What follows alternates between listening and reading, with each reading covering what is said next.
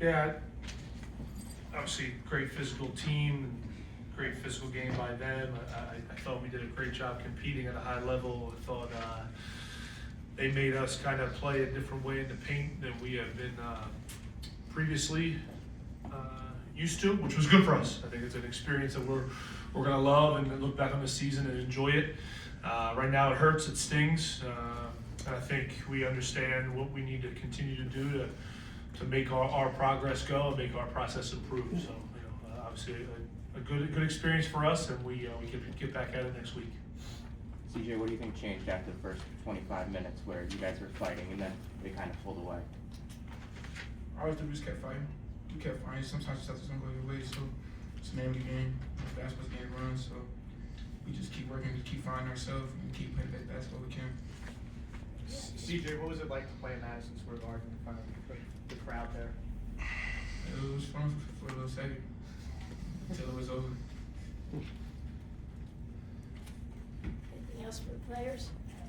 I mean, felt like you guys had a little bit of a rhythm offensively late in the first half. What allowed you guys to kind of settle in, and then how did they take you out of it? To be honest, every time we play good, it's like Coach bro. He talks to us in a positive way, and as soon as we play together, we play good. And I mean, then we kind of spread out, and then we didn't stick together anymore. But we work on it, and we do good. For either one of you two guys, it seems like when Sellers started to make shots in the second half, that's kind of where they got their distance. Like, how different is St. John's when they've got that thing working? I feel like anytime you let a good shooter get good shots, I mean, that's what happens. I don't think it's a St. John's thing. It's just us working on ourselves and just keep tuning up, just understanding who we're guarding and what we're trying to limit. CJ, you made a lot of tough shots in the paint. What was the biggest experience in terms of facing these guys in the paint that you really learned from?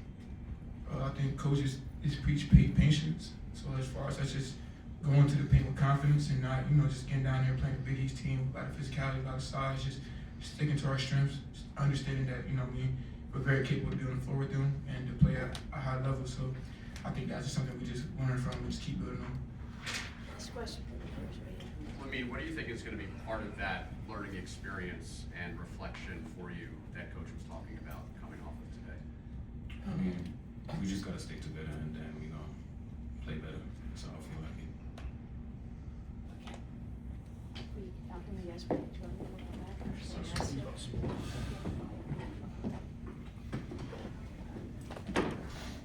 Questions for Coach? Game was pretty tight for a good part. I mean, the final score is not indicative of how competitive the game was for a good chunk. I always wondered, I think it was like when you guys had 44 points, I think St. John's was up by 4-6 at that point, and a couple balls were like an inch off the rim, and if like a couple minutes after, I just always wonder if those are the moments that haunt you when you look back at a game like that, or it's just my perception. Yeah. Coaching's a haunting life. You know what I mean?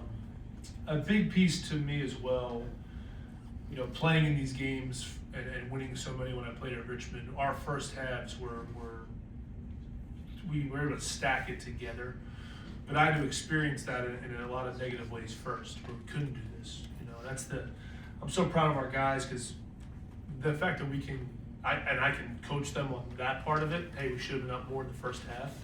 Shows where we were competitiveness wise and talent wise, and I think that was a big piece for us trying to put this team together. And we've obviously had success and been fortunate in that regard. So then when you look at the second half, you're seeing yourself in 1, 2, 3 possession games for a majority of it, and then obviously when you miss those, the great part about St. John's and what we tried to do our best was then they're in transition. Usually it's the rim for them. Tonight was threes, and I'll be honest, that was a big part of the game plan, was to make them do that, and it was they made us pay, which was good for them. Dan, you get off to the 10-2 start. We talked the other day about how it was important to start the way you were accustomed to starting. How many positives can you take away from that first half and the first few minutes of the second? Yeah, a ton. Again, I'm gonna preach it a lot, but our defense really showed up, and I think that was especially early on. And the game plan was the game plan. I think they're starting to understand the process of what we're after. piggybacking off the Bryant game, I think those were two big steps for us, and obviously Sacred Heart as well. And that Sunday, we actually had, I feel our process progressing, which is, I think, crucial for this time of year and where we're headed. And yeah, that's what I told them in the locker room just now. It was 10-2. I think we had an open look to make it like 12-2 or 13-2. Then it goes 10-5. You need to continue to extend that. So instead of the flip happening where they go up 15-12, it ends up being something where it's like 17-15 us. That's how you kind of control the first half. You look at kind of some of the more physical teams you guys have played, St. John's, Quinnipiac, they were able to wear you down in the second half. What can you guys do in the future to kind of maybe not be worn down by some of the more physical teams on the MAC schedule? Yeah, I think the big piece is to continue to understand what the paint looks like for us. We're a very unique team. We play 11 guys pretty consistently. Shoots, spacers, handlers, bigs. Like what each spacing set looks like, I think, is where we're headed, and it's getting pretty clear to us. So I think that's a good one for us. And I know obviously the free throw disparity was there, but to have 38 points in the paint was a big step for us as we realized what they were doing and what they were trying to take away. And I thought that was growing in a game like this and being able to do some things that we've been in as PD work doing, I thought was really beneficial for where we're headed. When you take a look at like the film study as you got ready for this game, Sellers hasn't shot the ball very well the last couple of games. I mean, he does have a reputation as being a good shooter. When you're trying to make them beat you from three, how impactful is it when he finds it in the second half? Yeah, I think the tough part was it was in transition. And then he had the one top of the key versus our zone off the dribble where he answered ours. Those ones are difficult because that's beating the game plan. And I think that's where obviously St. John's, great team, high aspirations for where they're going, and they were able to feel that, read that game plan, and be able to succeed against it. I thought that was a big step for them. Dan, you've been on that bench before in this building, but now you're here leading your own program. So I'm curious if you had a moment to think about the meaning of that. Yeah, I shared it more with the staff than the players. You go through, Jesus, yeah, taking me back now, but you go through game 3, first playoffs post-COVID, where the Garden could be sold out, and it was sold out. And, the national anthem goes on, and the Knicks come out and just whoop us. You know what I mean? That game 3 was not a good one for us. Speaking about haunted life. But I think being able to experience that, it was obviously great at the NBA level.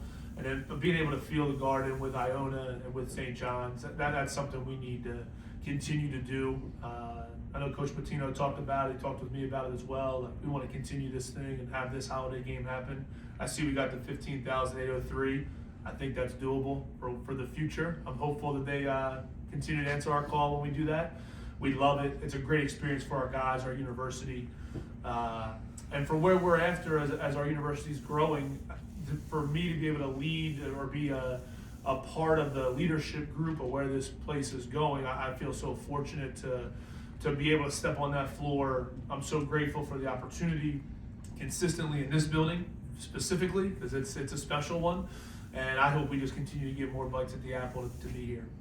How important is it regionally to be playing in the Garden for Iona University? Yeah, it's great. I think that's what we are. That's what we believe we're after. That's why I went from Iona College to Iona University. We're growing. We're growing, and we're a snowball of momentum in a forward thinking direction, and that's why. That was a big reason I said yes to this thing. And that's why regionally, I know us in the Garden makes sense, and the more we can do it, the better. Another step forward for Cozy as he makes his way back. How encouraging was that? Yeah, I thought it was great. It's I tell them all the time, when I was built like that, when I played, no. When you have that ability to get to that paint like that, it's got to be instinctual to put pressure on the rim. I know he's trying to really feel out the rhythm with the shooting and with the different. He's playing a different lineup tonight, which was good. I thought that was beneficial for us going forward, and I like where he's at. I love that kid. He's so able to put together what we're after and what we're trying to progress him in, and then he's able to marry that up with the gameplay, and that was good for us, I think, going forward. Coach, you talked about being grateful for the opportunity to coach at Iona. Can you just talk about how grateful you are for CJ Anthony and what he's been able to do for you so far this year? You know, when we saw the film on him, it was all practice film. He didn't miss a shot. He was smart. He was smart to send it. I think a personality like that is so unusual. 4-year walk-on, I mean, minimal play, minimal film, and to be that tough-minded, and to be that, you know, even to stay at Cincinnati. That's where I was at when I was like really, you know, picking at him to see what his psychology was behind that player. So for him to be able to do that and see it through, and now have this opportunity at a place like Iona, you know, where winning is a high standard, you know, that's how I got this job. You know what I mean? It's a high standard, and it's a tradition that's like none other in our area and in our conference. So for him to take that head on and be able to do this has been awesome, and I'm really grateful for him. Dan, that was a tough second half, I know, but I'm sure it was a tremendous experience to be back at the Garden either way. So how do you come back from a loss like that? Yeah, I think it's just part of our process, and now we have a little bit of rest here before we go up to Vermont. And I think in our process, it's a good thing for us. You know, we competed on the defensive boards, we outscored them in the paint. So now it's about looking at that film and seeing where our process goes from there. Thank you, Coach. Yeah, thank you guys.